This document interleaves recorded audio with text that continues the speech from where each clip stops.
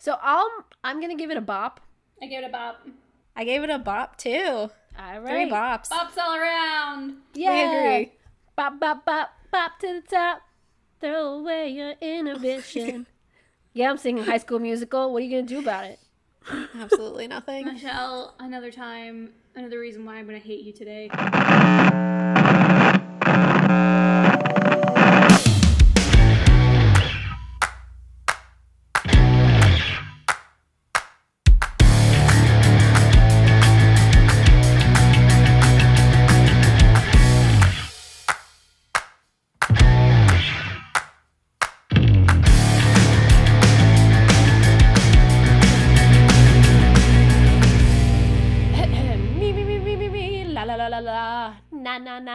Na. We sure do love those nifty little vocal quirks, like, gang vocals and na-na-nas and la-la-las here on the Moshpit. Well, guys, I learned something this week. Those na-na-nas and la-la-las are called vocables. I think I'm going to pronounce that right, vocables. I don't think there's any other way you could pronounce that. And it makes sense to me, because, when you break down the word voca, like vocals, and bulls, like edibles, so, vocals that are edible, which totally fits the na-na-nas and la-la-las, right? You can eat those words because they're little. It's, little. Isn't that a fascinating little tidbit? Little bite-sized vocals. Exactly. That's what I'm saying. Sure. Well, welcome everybody to the Mosh Pit. My name is Michelle, joined by my lovely co-hosts, Brianne and Kelly. How are you ladies today? Hello. What's up, fam?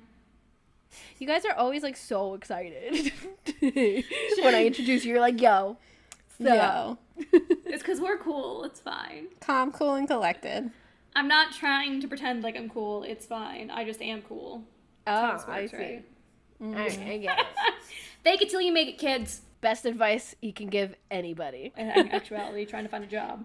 Yep, very true. Anyway, today's episode has my heart singing happy la-la-las because we have some dope-ass na-na-na new music to tell you all about. Per usual, because we are the pop-punk experts here. And as experts, our opinion is highly regarded by our 39 listeners. So... if you are listener number 40 and beyond, welcome to this intentionally distorted episode of the Mosh Pit. I mean, actually, it isn't that distorted because, we have our usual lineup of music news followed by our new track by track. Neck Deep's new album, All Distortions Are Intentional. It is out. You said it right! Yeah, I did do it right this time. I didn't say all intentions are distortional. So their new album is out and about, being listened to by the masses, which includes us. So get ready for things to get distorted, because we are telling stories, and, we'll make a sick joke or two. We are off to Sonderland. But first, as always, music news.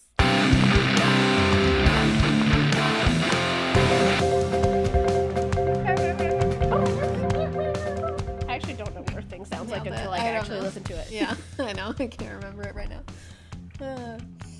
All right. To kick off music news, we've got tons of new music for you today.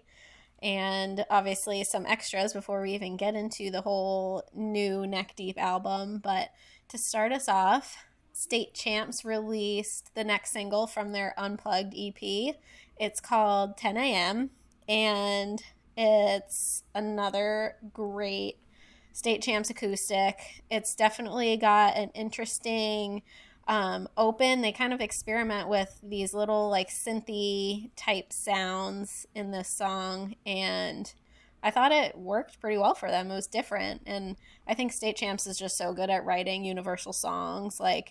They say, "When will my love just be enough?" How has that not been said in a pop punk song yet? It's just so universal, and they're just so great at writing. Yeah, that's very true. I want to say, how can it not have been in a pop punk song? But I can't think of trying more to rack off the my top. brain. Yeah. I don't know, but you're definitely right. They're really good with the songwriting. I mean, I've said it before. I think, you know, they crush the relationship songs, and, you know, 10 a.m. is no different. You know, it was a very interesting sound for me for it to open. It was definitely a little bit different, but I liked it. And Derek's voice, it sounds a lot softer. It's like almost very like innocent, you know, because it's not really rocking to those quintessential pop punk vibes that they really do. And it was really nice to hear. Like, you know, it was, I mean, it's an unplugged album, so I guess like his voice is unplugged too. And it honestly reminded me of baby Alex Gaskarth. Like, maybe not necessarily like so wrong it's right, Like coffee shop soundtrack acoustic. Yeah. And like I JC see Ray that. acoustic. Yeah. I could see that. I could totally see that. I haven't really listened to State Champs. Shocker. Don't worry. There will be an episode on of Brianne Doesn't Know with them. But I really did like the song. Don't facepalm me, Kelly, okay? I really did like the song, and like you guys were talking about the lyrics, like, it's shocking it hasn't been in a song, but at the same time, like, it hit so hard, even though I'm in like a happy relationship now, but I just got transported to right after college, where it was a string of guys who were like, no, we're totally a thing, but then clearly just led you on kind of a situation. Like, it just transported me back to that, and I was like, where was this when I was, 23? So guys you like just like would make out with? Yeah, it was great. Yeah, so, you know, speaking of guys that lead you on and, you know, don't really do anything and whatever, and, you know, you just make out with, Make Out released a new song on July 10th called Home. And they're relatively new. I think they only have one album out. And I've heard a few of those songs here and there from them. And Kelly, I think we actually ended up wandering over to their set during Warped 2018 because I had heard their like kind of breakout single Crazy and maybe another song or two, and I was like, hey, let's go check them out. I don't know them really, but I like them.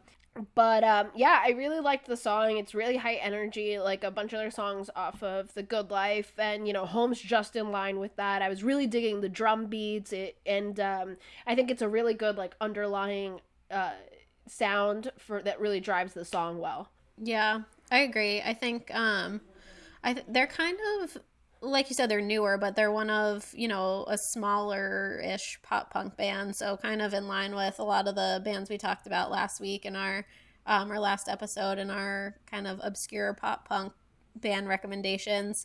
But really, like, all of their songs and Home, I feel like fits in really well with all of the songs that I've heard of theirs, but they're so upbeat, and they're really sing-alongable. I don't know that that's a phrase, but it should be. We're gonna make it one. Yeah, we're gonna make They're up our own catchy? words.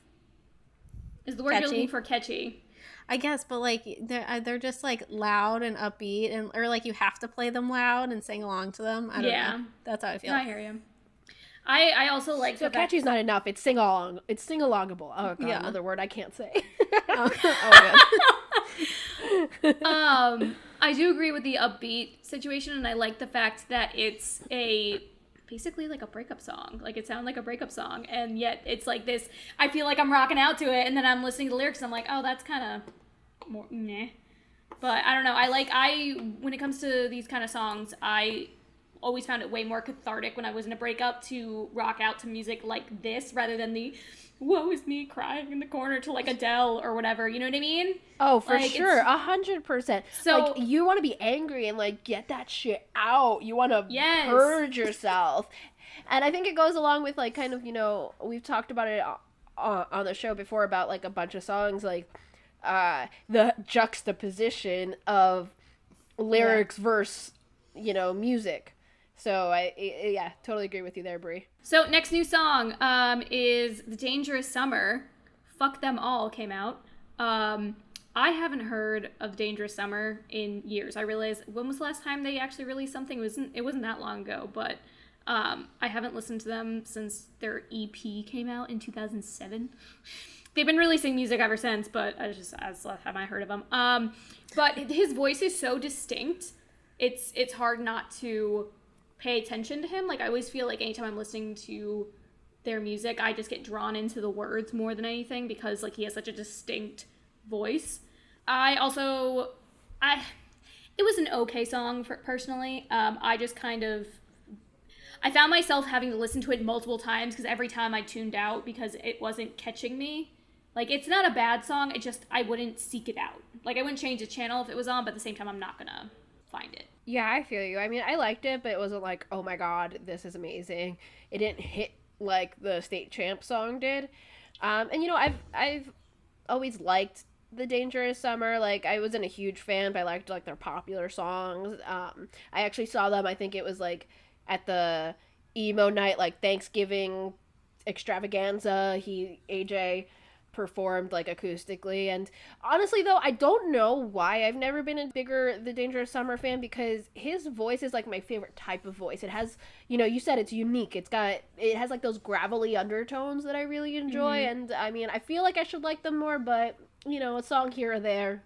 And I mean, yeah, I'm not gonna change this song, but I wouldn't listen to it like on repeat. Yeah, I agree with you. I've also never really been huge on The Dangerous Summer, but I actually liked the song quite a bit. I found myself going back to it a couple times. It is kind of a mellow song though, considering like the strong title and stuff. Yeah. But I kind of liked it overall. I did go back to it a couple times, so I guess I would seek it out in comparison to you guys. But yeah, they're one band I just like have never been a huge fan of, but like everyone loves them and I want to listen to them more. Yeah, I want to love them and listen to them more. Mm-hmm. I mean, I think for me, like, now that you said it, like, it's a little bit more mellow. You know me and mellow songs, I just can't. You can take or leave them. Yeah, it's whatever. So maybe that's why I was kind of, like, a little, meh. And especially, like you said, the title, fuck them all. You're expecting, like, a real, like, yeah, like an really angry, fuck you. I feel like rage. Yeah, like, God, what's the song? It's I want to say it's Hit the Lights. Body Bag. Well, that one. Oh, that's a... No, Hit the Lights has some, like, real, like, angry songs. Like, No Filter is one of them. And then, it's another one. I think it's off Summer Bones, but I don't know. Anyways, they really have the angry down, and, you know. they have it down, yeah. Are they still a band? Yeah, they released stuff, like, a couple of years ago. I don't know if they broke up recently, but they were releasing stuff up until a few years back. TBD. We'll let you guys know. All right, next on our new music list, we've got Grayscale. They released a couple reimagined, reworked songs from Nella Vita.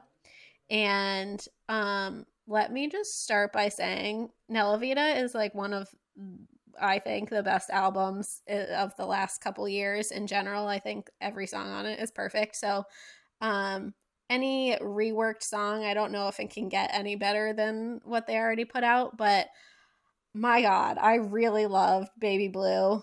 The rework of Baby Blue. I thought it was such a jam. I can't say enough good things about it, mostly because of like how experimental they got with it and like bringing in all of these other instruments that you like don't hear in pop punk very much. They had like trombone, saxophone, bongos. Like, it was so exciting, I think, to hear something new and different, and it actually like worked.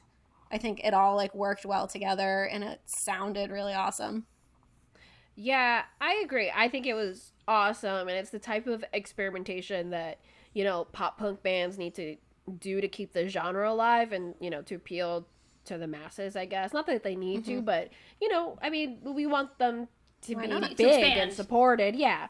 And I really liked it, but I do prefer the original Baby Blue. Because the reworked version, I think, is just a little less powerful. It doesn't get inside of you the same way. And yeah, I mean, like I said, it was really great. And if Baby Blue had come out like that originally, I'd be totally happy with it. But because there is a different version, I preferred that version. Yeah. So I agree with Mish. To be fair, I'm listening to both of these brand new, like right one after the other. So I wasn't like in love with one beforehand and had it changed. So for me, it was just like blank slate for both of them. I do agree that the original is better just because it was giving me more of like the 80s vibe. Like I felt like very like technology breakdown in the bridge, and it was I don't know. I feel like that was more pop punk obviously than the rework. I mean, like you said, but the rework was giving me like jazz hall, big band swing type vibes. I don't know, and I liked it, but it just wasn't. It wasn't my cup of tea. Like I wouldn't go to a concert to see that. I feel like I would appreciate it more if I was at a concert and they were like, "Hey, we're gonna do something a little different," and then they did that. You know what I mean? It's kind of like when they pick a song to do acoustically that you don't expect. Yeah, that's always like exciting and fresh at a concert. Yeah, but I wouldn't like seek out that version of it in a recording session. You know what I mean? Like I wouldn't download that version. So that's just me. Yeah. They also released Painkiller Weather as a rework. I also thought that one was very good. But I was just kind of like obsessed with what was happening with Baby Blue. I think I agree with you both. I think the originals are like quote unquote better. I think it's just like the excitement of like I love those songs so much, and like the excitement of like even when a song we like, someone puts out an acoustic version, you get like really excited about it because you get to hear the song in a new way. So I think for both, I was just like really excited to hear how they were gonna change it. And I think in Painkiller Weather too, they made it like sound really different, I thought, from the original, but in a way that I still liked it and didn't think they like ruined it. Yeah, I agree with you. I think Painkiller Weather is still better as the original. Like, you can't beat the guitars and drums on it, but the rework is beautiful. Like, the piano is phenomenal, and it gives me Reliant K vibes, and I was really digging it. And again, if it was released on its own and it wasn't a rework of the original, I would probably like it better. But, you know, I still do have this attachment to the originals. Again, hadn't heard either song. But I will say that I can't pick which one I like better because I don't have that allegiance to the original. I love them both. Like, I could hear either of those on the radio and I would be completely happy with it. Unlike Baby Blue, where I was definitely drawn more towards the original, this one, like, both of them are awesome. Yeah, I think maybe because Painkiller, it's so, like, starkly different from the original. Yeah. Mm-hmm. So, yeah. Also starkly different from the original, and by original, I mean pop punk in general. Point North released a new song called Personal, and they also released a video with it, with a, kind of cool slow-mo concert footage. And from, like, so I'm guessing 5 years ago, because no one's allowed to be at concerts anymore. Pretty much.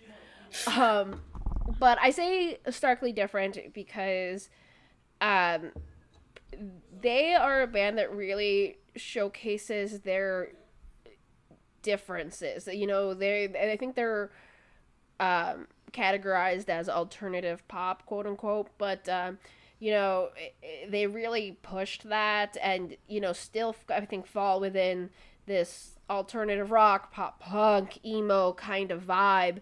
And it's just so different and it's so wonderful. And it really showcases their songwriting chops, because legitimately this could be a song written for a major artist that ends up in the mainstream. And there's just so much going on with it that your head's spinning by the end of it. Totally. I think they've just released like killer songs one after another in the last like couple months. But I think, like, I totally agree with you, Michelle. New Point North like really sounds like nothing else, which is not something you hear us say on the Moshpit a lot, because we're always kind of in our heads or even out loud like comparing new songs we hear, new bands we hear to bands and songs that we know and love. And it's just like hard to compare Point North to anyone. I like just genuinely think they're so unique and so different in just the best way. Yeah, for sure. Yeah, I think the best and worst part about it is that like I've never heard Point North. So you guys comparing them about how like their new stuff is so different from their old stuff, I'm very interested to see whenever that day comes that we do a Brianne Doesn't Know with Point North of how different it is, because I love this. And I mean, the fact that Mish picked the mainstream like wording was perfect, because for me, I'm like, is this even pop punk? Like, I could hear this on the radio and it would be like, I mean, there are certain stations obviously, but I mean, like, you could turn on a top 40 station and this could be playing and it would be amazing, and it is amazing. And but it doesn't say much for me, considering my Obscurify on Spotify clearly points that I listen to all mainstream stuff because I'm lazy as shit when it comes to finding new music. So maybe take my opinion with a grain of salt. Well, we're improving you in that aspect, Brianne. I'm trying. And for all our listeners, in case you haven't checked it out, along with our last episode, we released the first episode of Brianne Doesn't Know, a video series in which Brianne does not know these songs. So Kelly and I give her some kind of not necessarily popular songs, but like some I guess recommendations. Yeah, some recommendations from bands that she hasn't necessarily heard, and she live reacts to them and gives her takes on them. So head on over to our YouTube. You can find us at the Moshpit Podcast. Just search us and you'll find us, or search Brianne Doesn't Know. Basically, it's just me looking like a complete idiot. So I mean, if you want a good laugh, at the very least, you know, you feel free. Nah, to you check that don't out. look like an idiot. You just look cute. You're really bad at lying, Michelle, and I love you for it. Am I allowed to Hulk out for a minute? Rage out, girl. Our next new music, I want to just put it out right now, is a fucking abomination to the original. And when I saw this, I was like actually excited about it because I love this song so much. And I was like, yes, this is going to be a nice, cool take on it. And no, it was not. It was horrible. Anyways, I will rant about the actual specifics once I tell you what actual song it is.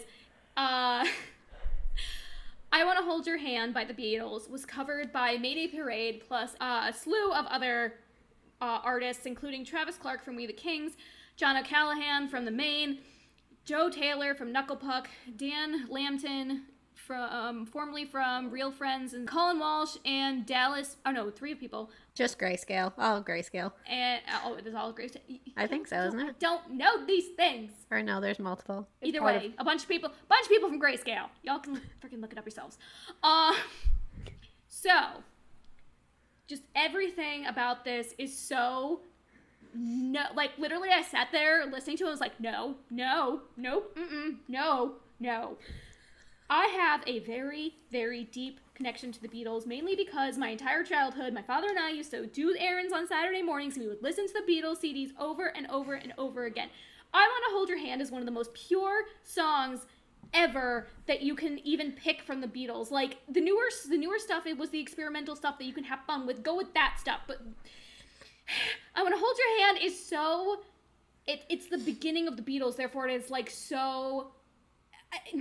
Pure is the only word that I can come up with at the moment because I'm so angry, but that's what we're going with. It's just too pure for this world and for this nonsense, and I'm not gonna lie, it just didn't sound good to me. It wasn't even, like, it just made me mad. Plus, it was, like, the most awkward music video you'll ever see because clearly they're all filming themselves in their houses, and some people are way more comfortable with that than others. Like, some people are, like, having fun with it, and then there's, like, people who's like, uh-huh. They're just waiting for their moment to, like, sing. Hold your hand. Like, it's so awkward. And I think that's also partly why it made me angry. And I just... So I did not grow up in a Beatles household. Like, we listened to the Beatles, but I was more of a Queen household. And for me, I'm not as particular about, I guess, a cover of the Beatles. I thought it was fantastic. The blend of voices, major hard eyes.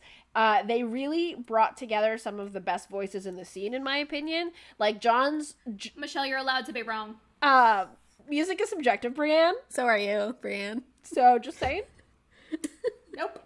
Okay, miss, I'm gonna fight you over the last frickin' track by track. You were about to kill people over the Newfound Glory stuff. I get to defend the Beatles over Newfound Glory. I'm sorry, they got way more chops than Newfound Glory ever will have. Everybody, Brianne literally just got red in the face. I am from yelling. It's not even just the family connection. I've written 3 different term papers and throughout my high school and college career on the Beatles. Like, don't at me. I'm pretty sure Brianne was just about to come through the screen at me. I had to like take my hoops out. Like, it was a moment. Well, Brianne has her opinion, but I think it was great. I think John O's voice in particular fit in really well for this cover. I think he should have been a Beatle. Get the fuck out, Michelle! We're no longer friends. I quit the podcast. We're done. Hate to break it to you, Brie. I was also a fan, so you're down too. We're no Yeah, longer I mean, it was I mean, Travis Clark, Joe Taylor, and I mean, it was so nice to hear Dan Lambton sing again. I'm still not over him leaving Real Friends. I don't know. I loved it. I thought, the music video, with, everything that's going on, they did the best they could, and I thought it was cute, I will say, in not a ranting situation, in reality, I could not pick out, like, the only person's voices I knew, obviously, were, like, Mayday Parades and Travis Clark's, John from the main two, but, like, I couldn't really pick out where any of their voices were. Like, it all just kind of sounded the same to me. So that's more of a analytical thing rather than me just rage hating on it. I mean, I can see that. I think I just know, like, some of their voices well enough to be able to distinguish, but I do agree with you that they did blend really well together, but I think that had to do with the mixing, obviously. I don't think that, because they all have very unique voices, and I think it was just, a result of the collaboration. Yeah, I thought that was the mixing was actually like done pretty well, because that was likely all recorded separately, right? So someone had to like blend that track together. I don't know, I enjoyed it. I always like a good collab, and it seemed like they were all kind of just having fun with it, which was nice to see. But I don't know, I enjoyed it. Sorry, Brie. Don't hate us forever. Oh, and you do. Okay. Just until the next segment. Moving on. Machine Gun Kelly, who is now apparently a name in the pop punk scene and on the Moshpit, because he is, as we've talked about before, venturing into the world of pop punk with If you want to talk about somebody to rage about, Machine Gun Kelly, Brianne. Oh, yeah. So he's breaking into the pop punk scene with his upcoming album, Tickets to My Downfall, and he was on GMA recently, and he released he teased a snippet of one of his new songs called Concert for Aliens, and that full song will be available on August 5th, but I'm actually like kind of digging MGK's recent releases with Travis Barker. It sounds very similar to like 2000s Blink, but I don't know, like I actually kind of like it, and I think it'll be really interesting to see where it potentially takes today's pop punk scene, and like since he's so mainstream and like super popular, I'm interested to see like what happens with it and if it's popular. Yeah, I feel like when I was listening to, it was like only 20 seconds of a song. Yeah. It sounded like a low rent Blink cover. Like the music sounded straight up Blink, but then his voice was where I was like, not quite there. I think Travis Barker being producer, and he produced it, right? Yeah, and then he's also playing drums on the song, helped guide him way better than if he tried to do this on his own. If he tried to do this on his own, he would not be able to pull this off. I completely agree. I think the beauty of his music that he's building right now in this pop punk genre is all Travis Barker. It's not Machine Gun Kelly. I mean, maybe I'm being mean because I've never liked Machine Gun Kelly, and maybe I'm being mean, and maybe I'm underestimating Machine Gun Kelly's talent, but a lot of people in the scene right now are talking like, MGK should replace Matt Skiba, or Blink should have Machine Gun Kelly come on, and that kind of stuff, and I'm like, I can't see it. And that's the thing is, like, I actually agree. As much as I don't like Machine Gun Kelly for whatever reasons. I don't actually even know why I don't like him. I have been liking his songs, and it's kind of like how I talked about how Justin Bieber, I hate him, but then I found out I liked some of his music without realizing it was him, and that's kind of what this feels like, and I hate it. I had not heard that people were saying that. Yeah, people are like really digging it and stuff, and I don't know. I guess it's it's too soon to tell, but maybe we'll see. We'll see. All right, and in the last lightning round of music news this week, we have a bunch of just rapid fire things. So, number 1, do you see what's going down? Because I see what's going down.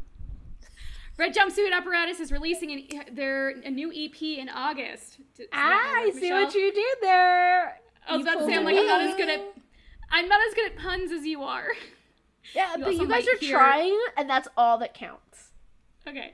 Thank for effort. So the first song was released in January, and it was called A Long Time Ago in a Galaxy Called LA. It's their first release since 2018. So it's been a little bit since they've had new music out. On to the next one. Stand Atlantic is on the cover of Rock Sound Mag promoting the release of Pink Elephant, which is coming out on August 7th. Woo, woo. Pumped. So excited for them. A little bit of sad music news.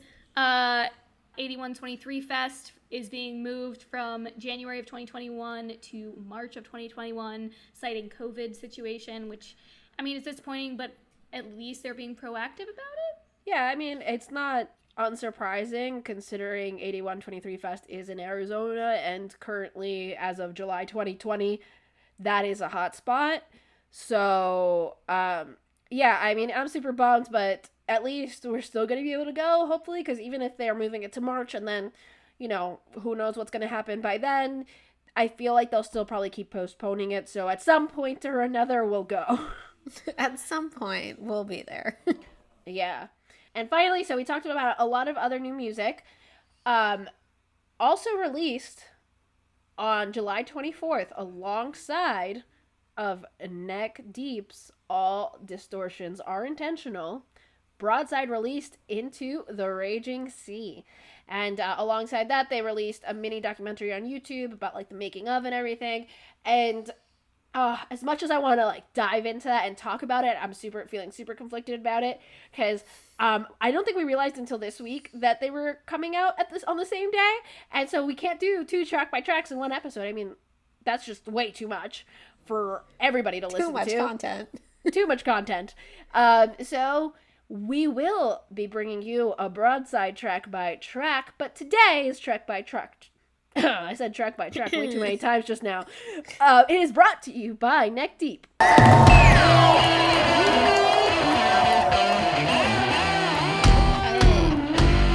Welcome to All Distortions Are Intentional Day. Yeah! Excited. Clearly Michelle is excited, but we are all excited to go through this track by track with you today of All Distortions Are Intentional, Neck Deep's 4th studio album, which was released on July 24th with Hopeless Records, our fave, produced by Matt Squire, also our fave.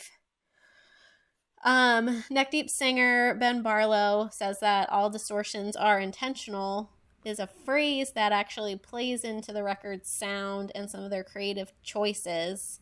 And yeah, they actually the artist that did the artwork for the for the thing, they were like flipping through his stuff and they found that the album cover. Yeah, the thing. Yeah, they found that phrase, and that it felt right for them, Yeah, and they the band talked about this album as more of like a conceptual story that follows this character named Jet in a world called Sonderland. And I think Sonderland was also another title for the album that they were toying with, but they didn't want to kind of like pigeonhole the album into this like otherworldly thing. Yeah, no, I love the whole concept of Sonderland and everything.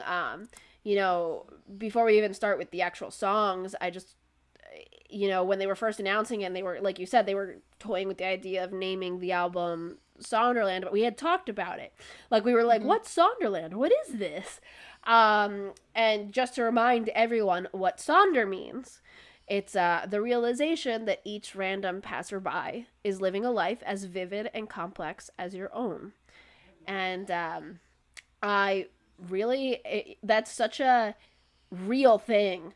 And I love that whole concept of this story tying into this album. And I mean, the first song is Sonderland. And it is, wow, what a way to open the album. The drums right at the beginning, it's phenomenal. And the guitar comes in and it's giving me major Blink vibes, actually. Yeah,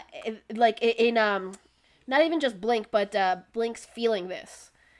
And it's got a real nice, like, variation and pacing and intensity and everything. And I thought it was a really strong start to the album, not just musically, but lyrically. It's a nice commentary on the world today. Like the line, "These strange times that we live in will eat you slowly if you don't fit in." Like, that's so relatable, and I think it perfectly encapsulates the song and the strange times that we do live in.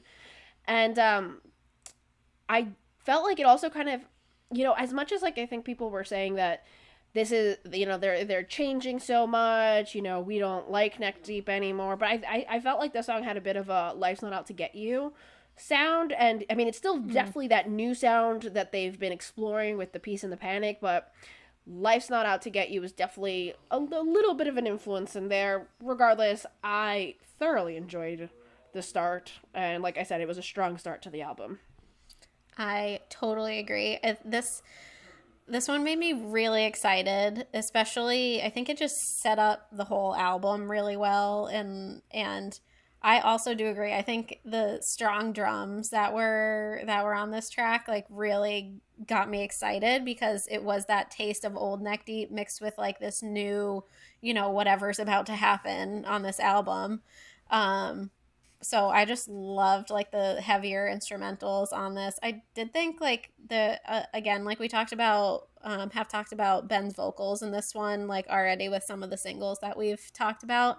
But I think, like, in the bridge, his voice was, like, even more distorted, but I feel like it kind of worked there. I just wish it was, like, a little bit less throughout.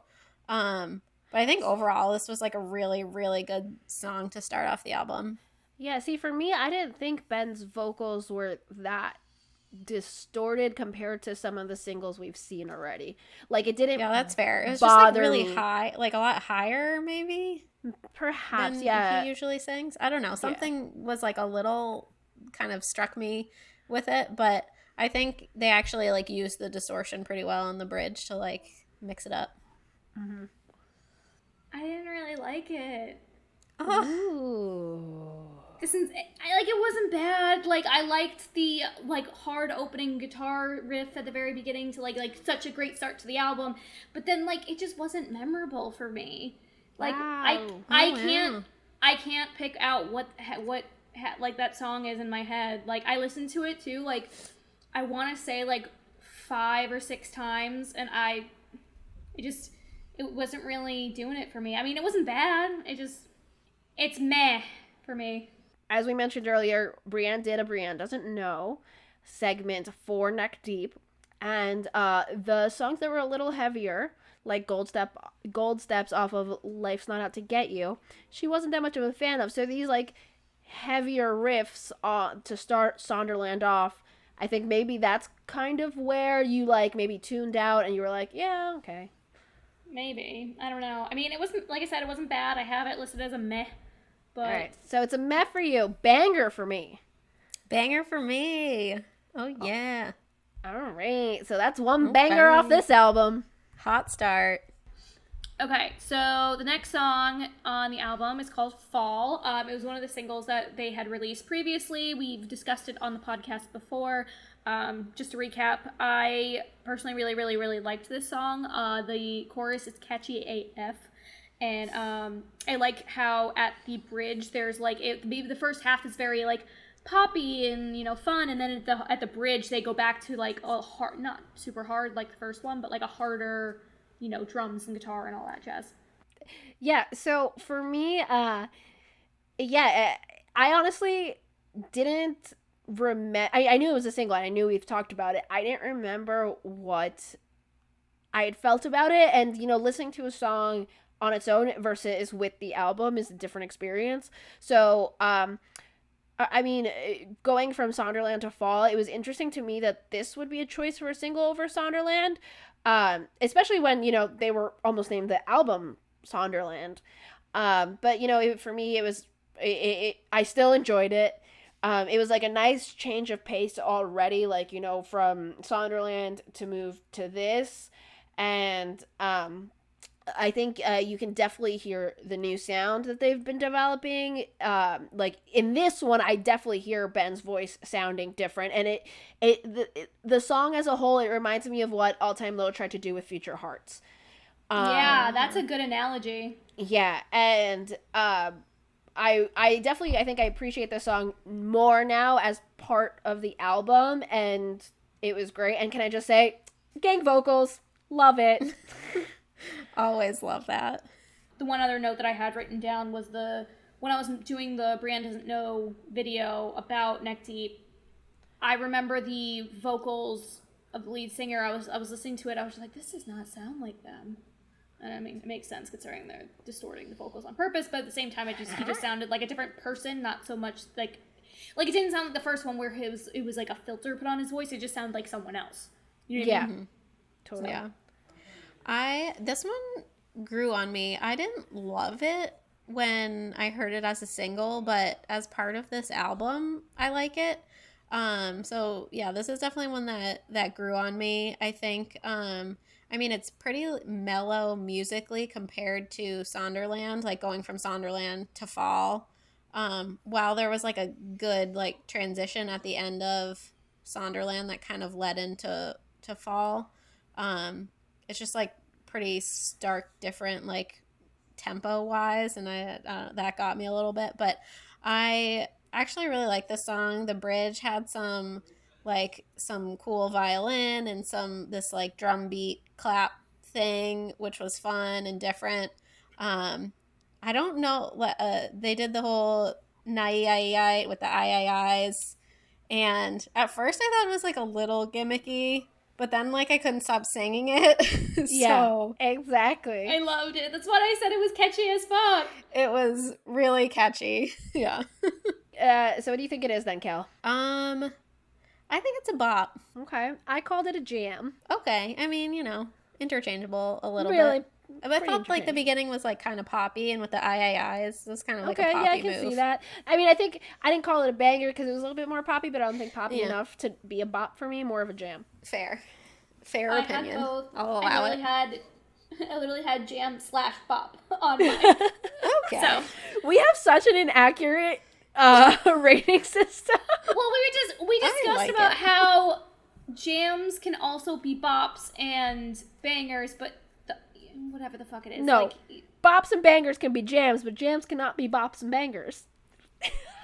Fair. So then I guess this one defaults to a jam. That's how I Is feel that right? about it. I don't know. Okay. It's good. We liked it. It's good. It's a good song, everybody. It's a good song.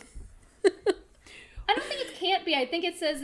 I think it's like the square and rectangle thing that. Exactly. But it's not. It's just not all jams are bops and bangers, but some can be both. Okay. Just like Listeners, can you figure out this conundrum for us? Because we created it, but we don't know what we're doing. I think it's whatever we want it to be. It is. So we're gonna call Anyways. it a bam.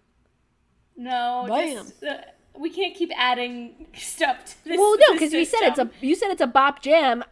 Kelly said it's a bop. I said it's a jam, so it's a bam. Okay. Bam. All right.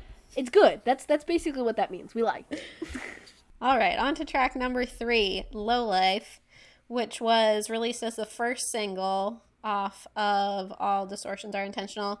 I really like this one, which I feel like is an unpopular opinion with some Neck Deep fans, but I thought it was really whimsical, and some of those like different, interesting lyrics I enjoyed. And it just gets stuck in my head a lot. I don't know. it gets stuck in my head. I can't stop singing it, and I feel like the instrumentals have like more of a presence in this one, just like they did in Sonderland, and it's I actually like very much like the use of the word normie. It feels very British, and I would like to say that in real life instead of saying like basic or something. I'd like to say normie, but I don't. I feel like I would feel like an imposter. I don't know. Side note. Sorry. Feeling like a poser. Yeah. No, Cal, you are a pop punk expert. You can never be a poser. So kind. No, that's my label. Yeah, no, I don't know what the hate for Lowlife is. I totally agree with you, Kel. I loved this song. It had all the punk vibes, and I caught myself singing along to it too. And like, you know, there was just like these little things that they did with it that really, you know, enhanced the song. Like the chorus, the second chorus was like extended beyond like what the first chorus was, like the one right before the bridge, and it just has some awesome like extra guitar and drums that really shake up the song, and I adored it. And I think, you know, when we started off, we said that this album's really one of those that's telling that story. And I mean, obviously this came out first, so we've had more time with it, and it had the music video that was legitimately telling a story. And I think this one is really the centerpiece of the narrative of this album.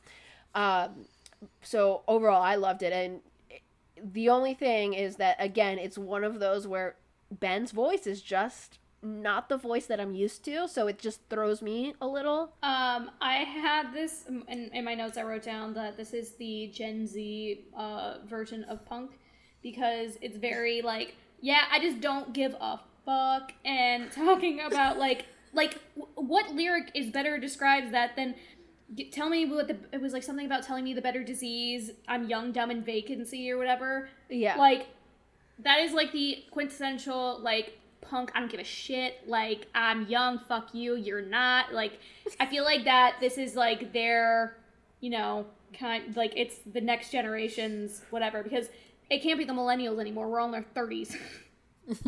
We're not one of us is 30 yet, Brianne. Not one of us. Don't age us. We're not there yet. I skipped 29, just went straight to 30. At least my mental state has. All right, scene grandma. Oh, I do have to say, so there was also an acoustic version of Lowlife that was on my version of the album. I just cannot with the acoustic version. I absolutely love Lowlife. I think it's a great song. The acoustic version, I cannot. I'm so sorry. I literally like threw the AirPods out of my ears. Like I could not. I couldn't do it. It's just like there was like overlapping acoustic guitars that like both sounded off key and then like overlapped with each other. Again, like who knows? That could be intentional, and like I don't get it. I don't know, but I couldn't do it. I couldn't do it, and I was a little upset because I love acoustic songs and I loved Lowlife, so I wanted to love it, but I couldn't. I think Lowlife's a banger. Even though obviously the acoustic sucked, Kel, but the actual Lowlife song, banger. I had it as a jam, but I could also call it a banger. I was on that precipice again. I also said a jam. Okay, so jam it is. Okay, jam. That's the one.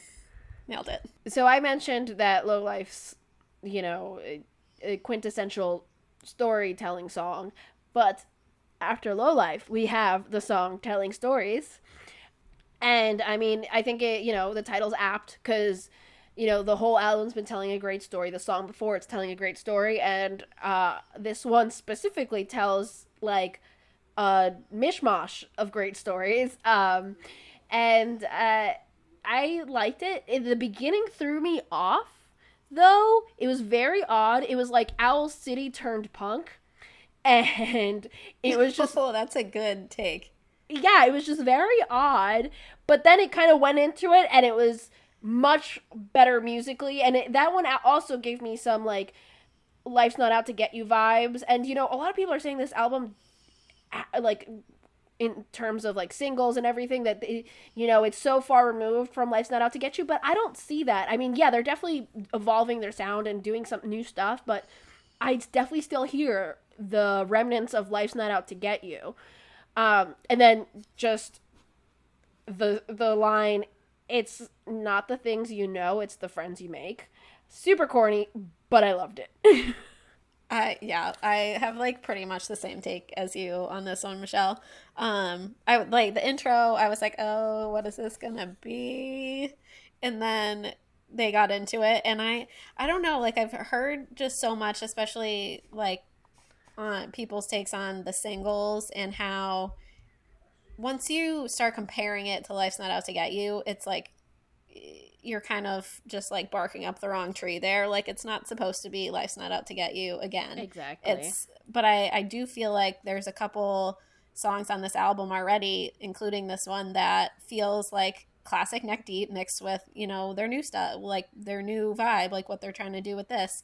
But I say that because of like the drums and the guitar riffs, and they had like some of those da-na-na-na riffs that are in Life's Not Out to Get You. But I also really loved that line that you mentioned. It might be a little corny, but I enjoyed it too. I think there's a theme here. Oh boy, Brianne. You don't like this one either? No, I don't. I have this meh. It's not anything lower than that. It was okay. Like the opening, like I don't even know, what was that, a poem or whatever that little verbal bullshit was at the beginning? It sounded like something I would say in high school when I was like, please don't hate me. Like, I don't know. I thought it was corny and not in a good way, and it was meh. We're seeing a theme here. Yeah. But it's interesting because everything you guys are comparing to the original stuff, I'm just like, nah. Yeah, it is actually the songs that we are comparing to, older Neck Deep. But as we know, the older Neck Deep songs you weren't as much of a fan of. And so it's interesting because, Brianne, you don't have as much experience with Neck Deep. So maybe, Kelly and I have like a little bit of a colored take on these songs because you guys are the hipsters. We have the attachment to Neck Deep and everything. So it's interesting to see the variations. So for me, it's a jam. Jam for me too. I already said meh, so it's a jam. Yeah, it's fine. So next song up, number 5, was also a single that was released. They had a lot of singles, man. They really released like half the album before they did. It was 5 songs, I think, released. They did kind of what like All Time Low did. They just like kept releasing singles up until it came out. Yes. Okay, so next song on the album is When You Know. I loved this song. It sounded like something that would start off like a 90s like teen movie. Yes. Right? Like it sounds exactly like something that would just like all of a sudden you see like Amanda Bynes or like Mandy Moore like stumbling over themselves and trying to get the attention of the hot guy. That was all I could hear when I heard this song. I was into it. Yeah, no, when you said 90s, that's exactly what I thought of. Like it legitimately, like obviously we've talked about it before, but again, hearing it as part of the album is a different experience. So as soon as I heard it again, I was brought back, I kid you not, to when I was like 7 or 8, going to Sandy Hook, which is one of the beaches down the Jersey Shore, like one of the first beaches you'll hit. And like, it was like in the 90s, it'd be on the playlist on the boardwalk by the food stands and the showers when you're at the beach. That's legitimately where it brought me back to. But no, I really enjoyed it. And I think this one not only felt more like the new sounds that they've been exploring, like they did on Peace and the Panic, but it also felt more Ben than some of the other songs as well. But I think it's also because it's a little bit lighter, not as harsher kind of song. So it's a little, I don't think they, messed with his vocals as much. Yeah. I like, I feel like a lot of the songs have like kind of a similar tempo, but I like how this one like kind of changes it up. Like the beginning of the chorus kind of picks up the tempo and like gets it going a little bit more. And I also think just in general on, most of the songs so far, including this one and most of the songs to come, I think they really did a good job with the bridges on this album. And I think it really helps the album along, helps each song along, because it just makes it more interesting, and it's like something that, you know, your brain isn't expecting to happen, and then it happens, and it just kind of like excites you. And I don't know, no one's bridges will live up to All Time Low for me, but I think I think the bridges like really did a lot for this album. And I don't know, the bridge in this one was really nice too. And also the acoustic version of this was much better than Low Life, so that was a nice reprieve. So I'm gonna give it a bop. I give it a bop. I gave it a bop too. All Three right. Bops all bops. around. Yeah. We agree. Bop, bop, bop, bop to the top. Throw away your inhibition. Yeah, I'm singing High School Musical. What are you gonna do about it? Absolutely nothing. Michelle, another reason why I'm going to hate you today. I worked at Justice in high school, and for, I want to say, a year straight, the only music that they played in that store was the High School Musical theme song. And I, out of, like, spite, I'm like, fuck this movie, I'm not watching it. So anytime I hear... Gotta High School love Musical. some High School Musical. Yeah. Nope, you don't. You don't. Because I don't. All right, so track number 6 is called Quarry, and I just don't know what this is. Is he trying to rap? I don't know. What was it? Was it an interlude? If it was labeled an interlude, I might have considered liking it more I don't than even I think do. that I would have liked that with an interlude. It wasn't even No. good for that. But I would have understood it more. Right. Yes. That's what I mean. Mentally, I would understand it more. I still wouldn't have liked it anymore. Yeah, for me, the vocals were weird as fuck. It was monotone, and I agree. Like I think he was trying to go with that like emo rap trend, and Emo rap, yeah. it just didn't really work. And like you said, it felt like an interlude, and that's what I thought, because we were like at this point halfway through the album, and it's completely different than everything else so far. And it was like shorter. It was a minute and a half, and after listening to the rest of the album, I think we can conclude that it was definitely an interlude, because the album definitely shifts gears after this. Took a turn, yeah. Yeah. I literally just put, it was, quote, ... very interesting, but not in a good way. So I think we can agree it's a flop all around. Yeah, I said it was a flop. Yeah. Same. First flop of the album. Yeah. Well, we made it halfway through with Yeah, this is true. it's pretty good. We're doing a lot better than Newfound Glory. doing a lot better than Newfound Glory. Yeah, I know. Very true. So we're on to the second half of the album now, and to kick it off after the emo rap monotone interlude is Sick Joke. And this single came out in between episodes, but I did not listen to it until the album came out. I didn't either. Yeah, because I once they started releasing they released this one, and I think it was I Revolve Around You in between this episode and last episode, and I just didn't choose to listen to them because I'm like, the album's about to come out, we're gonna listen to it anyway, let me just wait until then. The opening riff, You have such good restraint. the opening riff for me, I got some The Main vibes, and that was kind of what I liked of it. I like what they did here and in Low Life, that they extended the second chorus and that they added that little more to it. The guitars before the bridge was banging, and that last chorus saved the song because it had like the most power and emotion behind it. Because I don't know, like this is where I think Ben's vocals ruined it. I think this is where he had that different vibe again, and I was finally able to kind of pinpoint what was wrong with it. His voice is almost whiny. That's what it is for me. And I think, he was like on that precipice of just like higher pitched or whatever, and then whiny on the other songs, and now he's just whiny. So this song's a meh for me. I don't agree with the fact that the last chorus saved it. I don't think anything saved it. The chorus, the first one, is just straight up unsettling. There's no rhyme or reason to it. It's just it doesn't even make sense.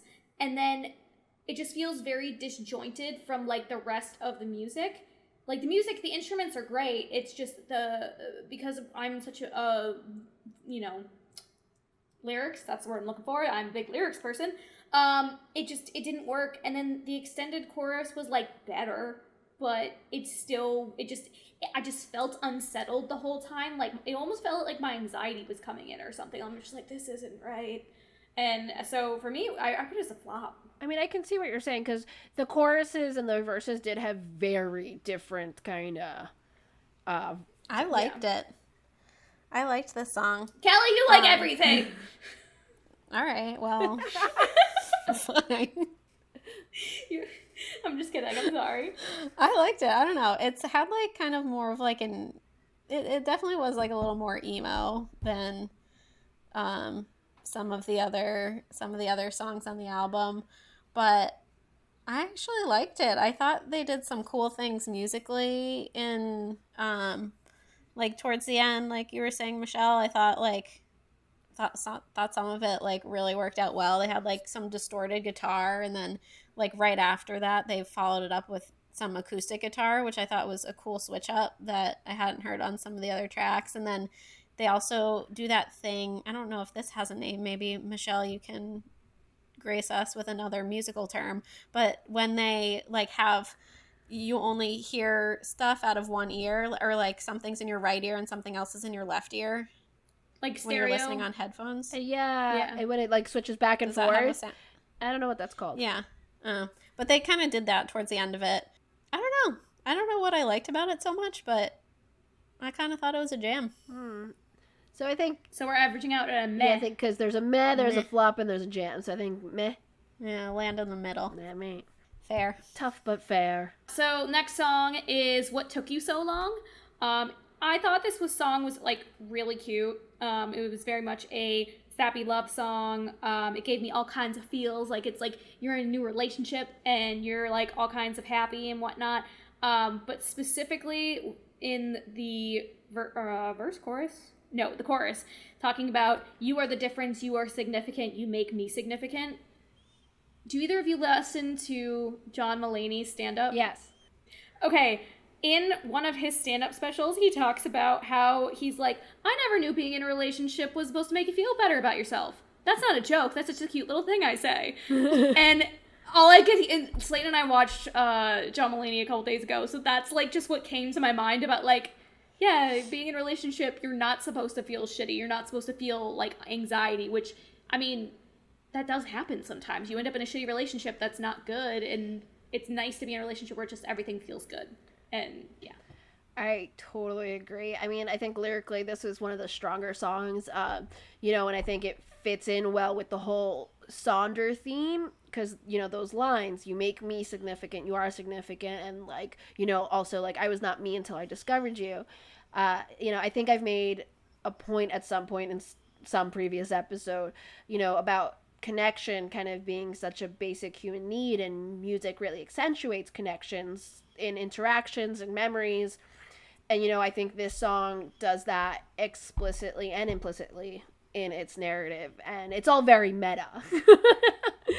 But no, I really, really enjoyed this song. The chorus is fantastic, and I just fucking loved it. This was probably one of my my top songs on the album, and I'm gonna call it a bop. I concur with a bop. Oh no. Oh no. No, Kelly! I don't love it. I don't know. Do I have to take Maybe back I need to go listen to it. I feel like now I need to go listen to it a couple more times. I definitely think like the like meaning behind the lyrics is there, and like the songwriting's there. I'm just thinking about it like as a love song kind of, and like who wants to be like you're significant, like that's, I don't know, like thinking about that in a conversation and like in a relationship, I don't know, it just like sounds weird in my head. I get like the point behind it, and I like the point behind it, but like I don't know, it just didn't hit me as much. Think it has to be so like literal in that sense that like thinking in your own relationships, like would I say that to a significant other? No. But no. I think that's why I need to listen to it some more. Like, I need to like process that a little bit more. Yeah, it's kind of like you have to think about it in the whole Sonder theme. I think it's like there's so many lives around us going on, and like, you know, you might feel insignificant compared to the amount of people on this planet. I did like, there's like, I find bliss in our insignificance.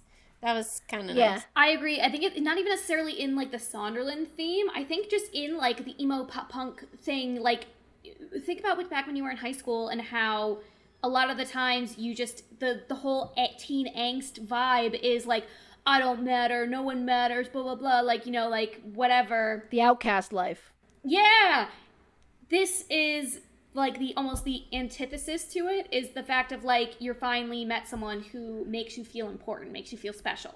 So yeah, significant probably isn't the best word. Yeah, no, I agree. Yeah. That's why I say, like, I like the meaning behind the lyrics. Like, I do. I get that. It just, like, didn't hit me as much. I don't know. I also sounded like this is definitely one I need to go back and listen to again. Go back and listen to, like, the first 2 lines of the chorus. It sounded like pop country inspired. Huh. I don't think I got that. I don't know. Well, go back and listen to the first 2 lines and tell me what you think. It's literally only like 1 or 2 lines at the beginning of the first chorus. But I was like, what is that? It sounded like a pop country song. I don't know. But yeah, I think overall I just need to probably listen to this one again in a different headspace maybe. But this literally never happens where both of you like a song. I know, this is so weird. That's why I was like, wait, I literally just told you that you like everything. I take it back. I apologize, Kelly. I don't know what it is. So, Kel, it's a meh for you, bop for me. Brianne, what'd you call it? I call it a bop. All right, so it's a bop. So it's a bop. All right. On to number 9. This one's called Empty House. And it started pretty slow, like acoustic ballad-y. And do you know what? I thought the opening riff reminds me of? Do you guys remember the song Kiss Me? Kiss me. Yeah. Out of the that beginning riff, like at the beginning of the song, that's all I heard. I guess I could see that. And so with that like slower start, I kind of thought like right when the chorus hit, it was gonna like drop right away and like get faster. But they like changed the melody a little bit at the start of the chorus, and it was still acoustic. And then like halfway through the chorus, it dropped, and I was like so excited. I thought that had like a really big payoff because you just weren't expecting it to drop at all. It's like being in a roller coaster in the dark. Yeah, I totally agree. I started out feeling a little bit mad about this song at the beginning, but then right as the chorus picked up, and I really started to dig it at that point because, you know, it was, like you said, it had that drop. And, you know, despite me being like, about it, when it started, I do think they made a good choice slowing it down here for the first verse because we are late into the album, and so it's a good break because I was honestly starting to zone out and tune out, and so we know, you know, I have an attention span of about 25 minutes, but, you know, I enjoyed it. You know, it's another one where you see them veering a little bit more pop, and, you know, I'll call it a bop, a pop bop.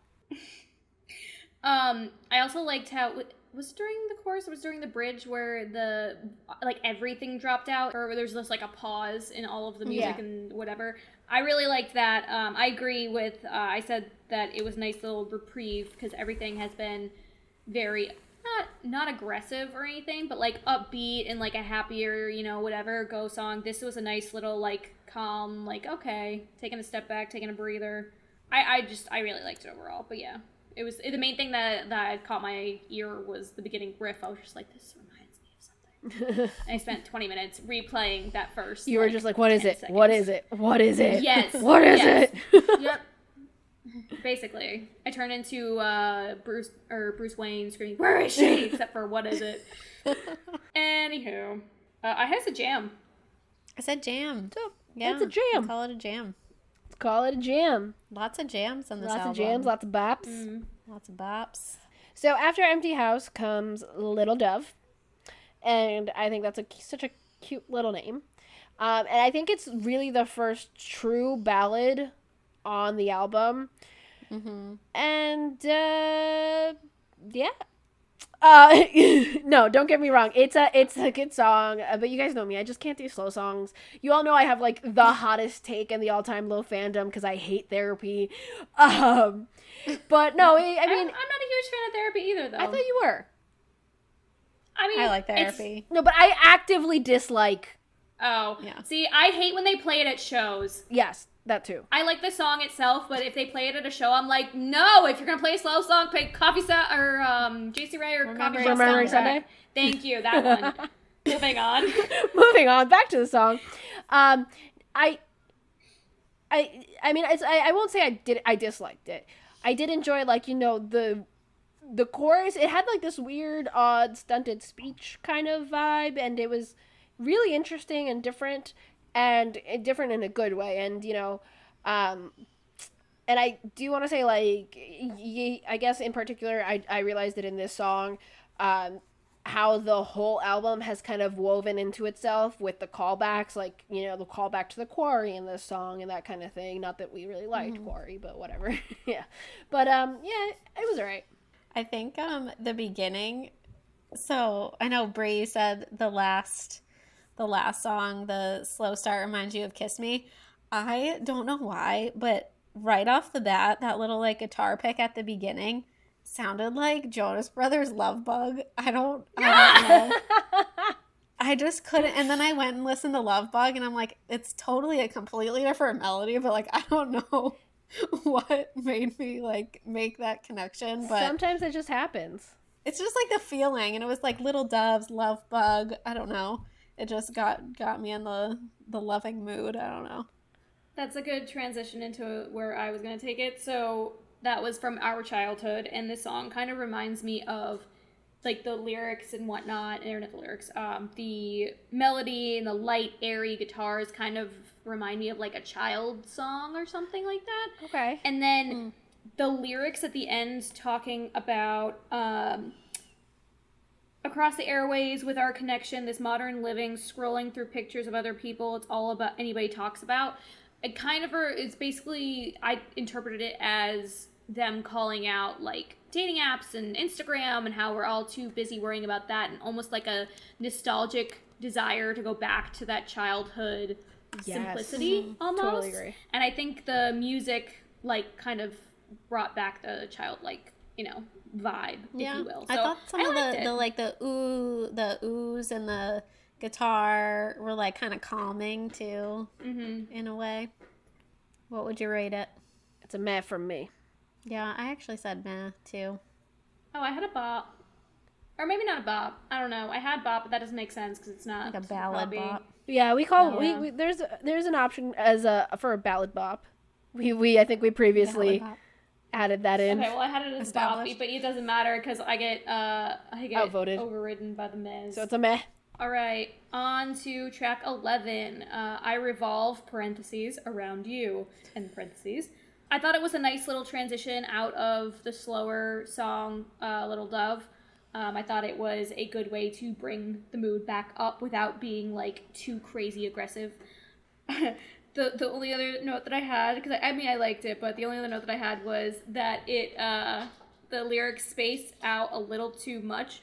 Clearly the song was written pre-COVID because there's no such thing as too much space right now. I'm not going to go as hard as I did with All Time Low saying that they're in on the conspiracy, but I will say that it was probably written way before this year. I mean, they might be in on a conspiracy. You don't know. Who knows? But this was another single that came out in between episodes for us. And again, did not listen to it.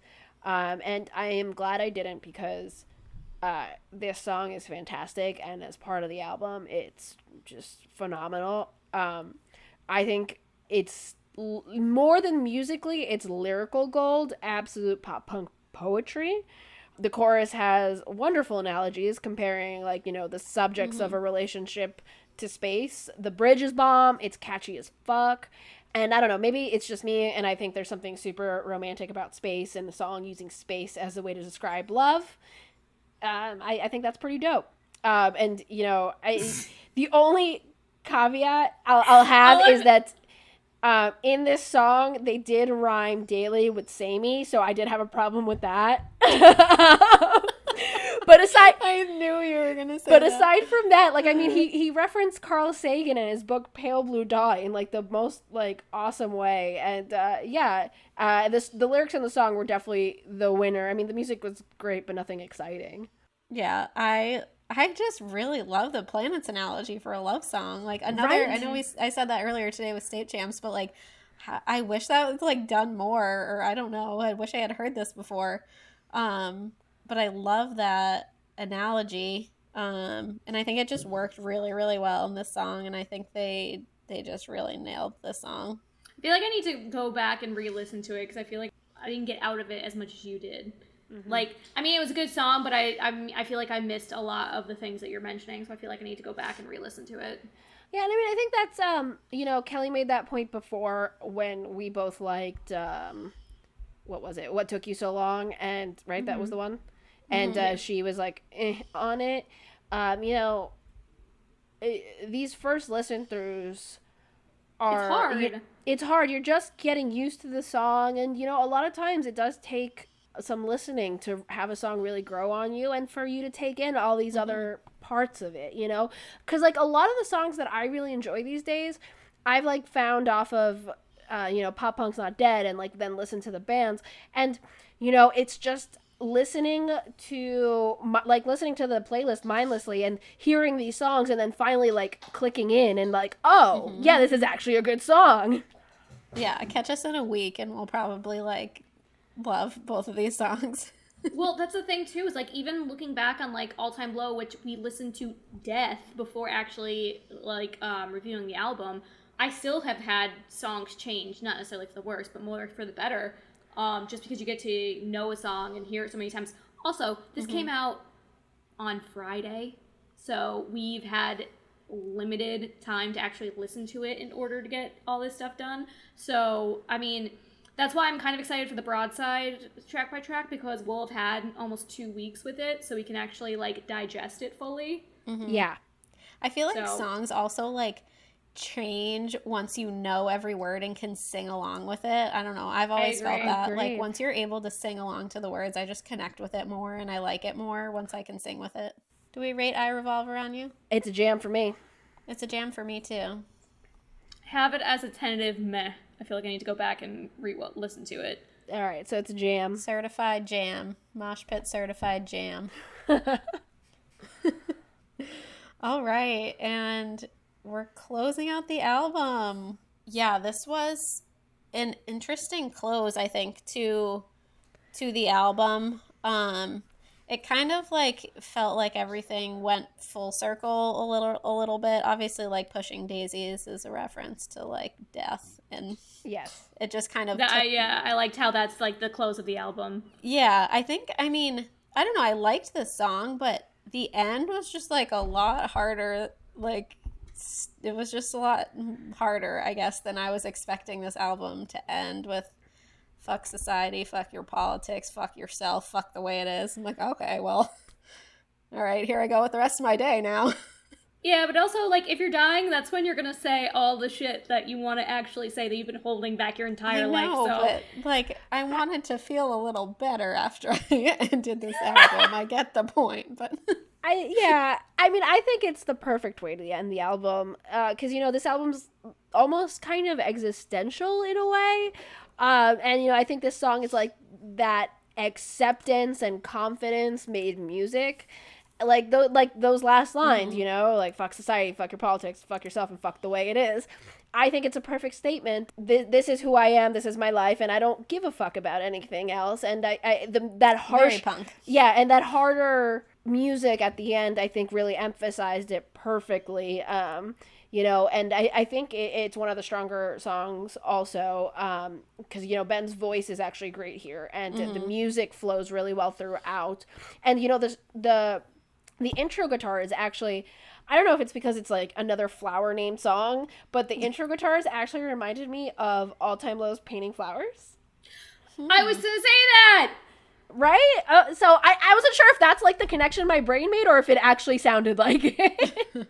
I also before anyone else says it, because every time Kelly is so good at making connections between the two songs, they reference its ties back to When You Know, talking about how the flowers don't grow, but now you're pushing daisies. References Low Life too. It says low life kids gotta live how they want to live. Mm-hmm. Exactly. I just got really excited because Kelly's usually good at picking up on those. Yeah, I think the more we talk about it, actually, like the more I like it. I feel like you guys are making me like it a little bit more. We're stating our case. Oh yes, and it's working. Props to you guys. So it's a jam for me. I have a jam too. Yeah, I think it's got to be a jam. All right, dope. So Closing out on a jam. nice. So I think overall we've got 1, 2, 3, 4, 5 jams and a bam, 2 mez, two bops, a flop, and a banger. Wow, what Yes. a variety. Overall, pretty good. I mean, overall, I'd give this album a B+. I was gonna say that too. Ooh, that was my rating as well. Oh, well, there you go. Look at us. We all agree on something. I'll elaborate. I thought it was quite good musically and lyrically. Nothing super exciting. Nothing like, to write home about. And, I really want, as much as I did it throughout this whole track by track, I really want to try to start to not compare new albums to previous albums. But I have to say, I would choose Life's Not Out to Get You over All Distortions Are Intentional 10 times out of 10. I do like this album, but I'm still going to choose that. And, I think what really gives this album life is the storytelling, and it was a solid effort at evolving their sound and trying new things. There's a number of songs that I'm going to be playing on repeats. Some of my favorites are, Sonderland, I Revolve Around You. And, seeing some people talk about the singles, I was worried that I wasn't seeing something when it came to the new songs and that the album was going to be shit. But, it goes to show that everyone else and their opinions can, as Pushing Daisy says, fuck off, fuck yourself, and fuck the way it is now. Because music, as we said, music is subjective, and you know what? Fuck it, I liked it. Not necessarily the best neck deep, but a great neck deep nonetheless. I think I totally agree with how you put that. Once I got over like comparing everything to Life's Not Out to Get You, comparing it to The Peace and the Panic, once I got over that kind of initial, I think I didn't like the singles at first because I was like, whoa, like So different. this is so starkly different from like what I was waiting for. But once I got over that, like these are all pretty good songs, and I totally agree. Like listening to it as a story, as an album, definitely added a lot to it, and I liked the singles even more when they were like included in this story. I just feel like overall this was like a really good step for Neck Deep in like exploring a different sound, and I think a lot of it really paid off. I agree. I mean, especially for me coming into this, like only having very limited knowledge of Neck Deep, I really liked it, but we've also discussed about how I've been really liking their newer stuff anyways. I understand how someone who liked the older stuff might not be super into the new vibe, but like, I think calling back to when we did the track by track for Newfound Glory is the fact that they're evolving and changing versus regressing, that like trying to rest on their laurels and try to just do what they did and sell records like Newfound Glory, reverting back to them being, young and stupid when they were 40. Yeah. So it's nice to see them push themselves and take that risk. Yeah. And I mean, there is obviously also, Neck Deep's still a very young band, so they're still trying to find themselves. And, they're not like a band like The Main or All Time Low who have been experimenting for a while. So, their experiments usually pay off because they've learned what works and what doesn't. Neck Deep's still learning what doesn't work for them. So I think, it was, a good try regardless. So I mean, we all agreed on the rating. It's a B+ album. Hell yeah. Go check it out. Go check it out. So that's all we got for you guys. Thank you for joining us on another episode of the Moshpit, another track by track. All distortions are intentional day. I got it that time. I almost said all intentions are distortional, but I didn't. You were doing so well. Like, when you don't think about it, I feel like you do better. It's when you take the second to be like, wait, what? That's when it, Yes. that's when it gets you. It gets me. But, thanks for joining us. Go follow us on Facebook and Instagram at the Moshpit Pod. We post some, dope memes sometimes, and then, other cool shit, like Brianne doesn't know and whatever. And we're pretty on top of that. So if you want to chat with us, give us suggestions for bands we should be listening to, songs we should be listening to, albums we should be doing track by tracks of. We welcome feedback and suggestions. We're here If you are together. in a band, Yeah, if you're in a band, we're down to chat. We are here as a community, and what you want to hear is what we want to talk about. Hell yeah. For the fans, by the fans. Exactly. So until next time, #Mosh on.